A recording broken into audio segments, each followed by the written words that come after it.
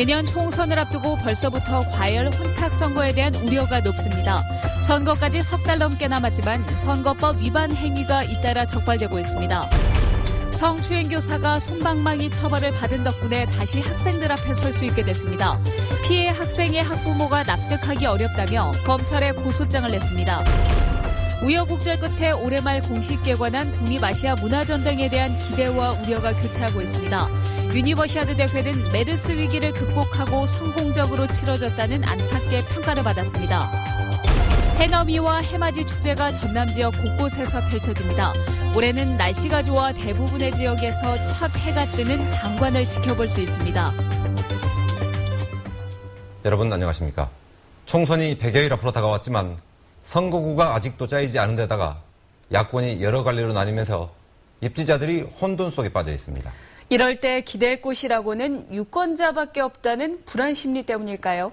과열 혼탁 조짐이 나타나고 있습니다. 정효욱 기자입니다. 중년의 사람들이 여러 대의 버스에 나눠 탑니다. 명목은 산악회지만 선관위는 총선 출마 예정자 A씨가 5개월 동안 유권자 6천 명을 대상으로 사전 선거운동을 한 혐의가 있다며 A씨와 전직 시의원 등 11명을 검찰에 고발했습니다. 내년 총선까지는 100일이 넘게 남았지만 광주 전남에서는 벌써 6건의 선거법 위반 행위가 적발됐습니다. 산악회, 팬클럽, 포럼 등이 통상적인 활동을 벗어나 특정 후보자를 지지 선전하는 불법 선거운동이 증가하고 있습니다. 선거구가 정해지지 않아 겉으론 관망하는 것 같으면서도 수면 아래에선 과열 혼탁 선거의 양상이 싹트고 있는 겁니다. 예년에는 민주당 공천이면 사실상 당선이나 마찬가지였지만 신당 바람이 불면서 민심 선점이 그 어느 때보다 중요해졌고 불확실할수록 믿을 건 유권자밖에 없다는 심리가 저변에 확산되면서 법의 테두리를 넘어서고 있습니다. 이번에는 양당이 경합하는 구도이기 때문에 유권자 결정 권한이 어느 때보다도 커진 선거라는 거죠. 그래서 민심을 누가 잡느냐, 이게 선거운동 과열로 이어질 우려도 있는 거고요. 당락까지 결정할 수 있는 요소인 것 같습니다. 선거구 획정이 늦어질수록 복잡한 정치 지형과 맞물려 단기간에 인지도를 높이기 위한 혼탁 과열 양상은 더 심해질 것으로 예상됩니다. 총선 룰조차 정해지지 않은 깜깜이 선거 속에서 내년 총선이 불법 탈법 선거로 변질되지 않을까 우려됩니다. MBC 뉴스 정용욱입니다. 제자를 성추행했다가 징계받은 교사가 학교로 되돌아가게 됐습니다. 피해 학생의 학부모는 솜방망이 징계라며 검찰에 고소장을 제출했습니다. 이계상 기자입니다. 광주시내 한 여자고등학교에서 여학생 성추행 문제가 불거진 건 지난 9월. 광주교육청이 감사를 벌인 결과 체육교사가 제자의 허벅지를 깨물고 수차례 성희롱 발언을 했다는 학생들의 제보가 잇따라 확인됐습니다. 교육청은 파면 등의 강도 높은 징계를 요구했지만 학교 측은 1차에서 감봉 처분, 2차에서는 정직 3개월의 징계를 결정했습니다. 솔직히 하루 이틀 한 사람 아니고 한 오랜 세월 했는데 그런 것이 자기는 그런 의도가 없었는데 학생들한테 그런 의도 받아들였다는 것을 많이 반성한다고. 이 같은 징계 수위는 학교 교사와 학생 100여 명이 탄원서를 제출하고 검찰이 기소유예를 한 것이 영향을 미쳤습니다. 성추행 피해를 당한 학생의 학부모는 사법당국의 처분과 학교 측의 징계 수위를 납득할 수 없다며 광주지검에 직접 고소장을 냈습니다. 성추행을 당한 피해 학생들이 있는데도 가해 교사는 일정 시간만 지나면 다시 교단에 설 수 있게 됐기 때문입니다. 교단에 서서는 안 된다는 얘기를 듣고 저도 지금 그런 생각을 하고 있습니다. 교단에 쓰지 않는 게 사회 정의를 위해서 맞다고 생각을 합니다. 학교 법인 측은 문제가 된 교사를 같은 법인 내 다른 학교로 전출시키는 방안을 검토하겠다고 밝혔습니다. MBC 뉴스 이계상입니다.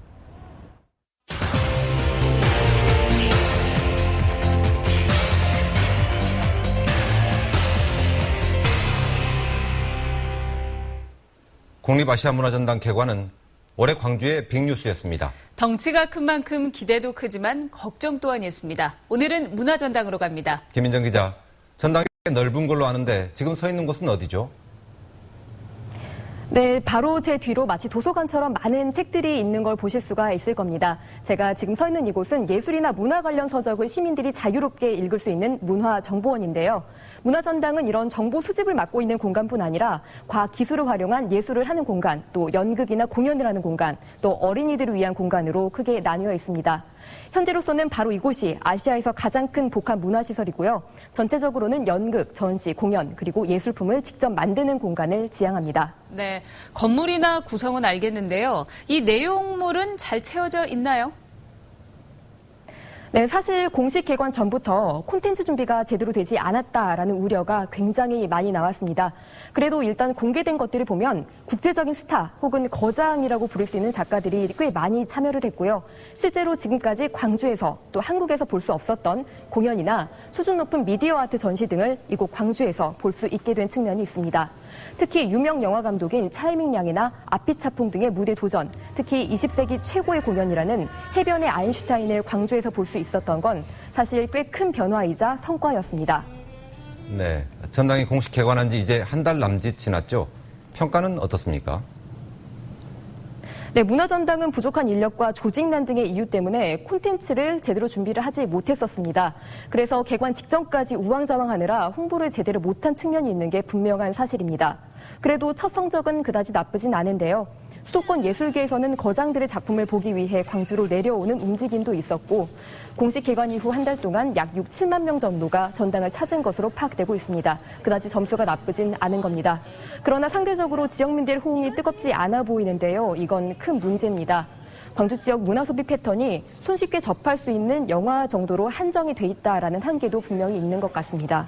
그렇군요. 문화전당이 자리를 잡으려면 앞으로 어떤 게 더 필요할까요?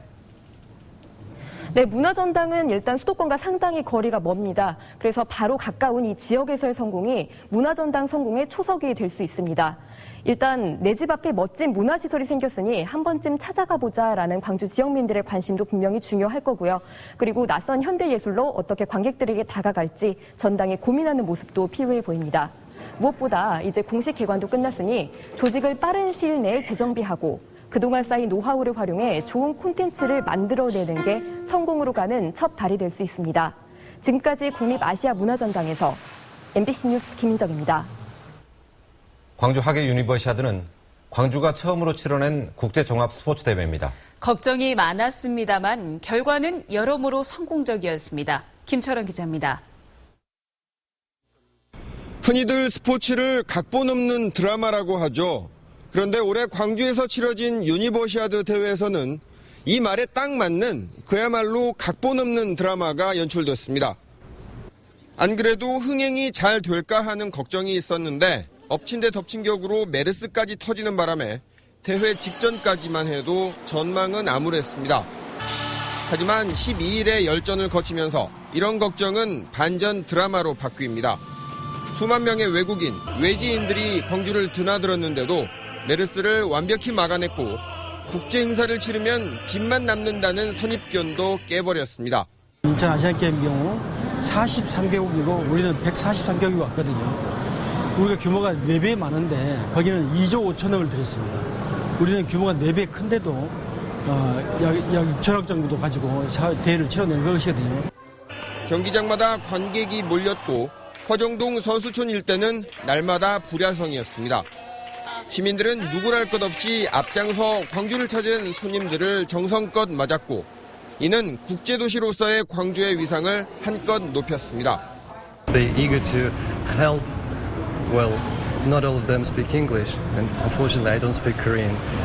There were some problems, well, not problems, but some situations when, but we could feel that they wanted to help us and they do their best to help us, so we could understand that.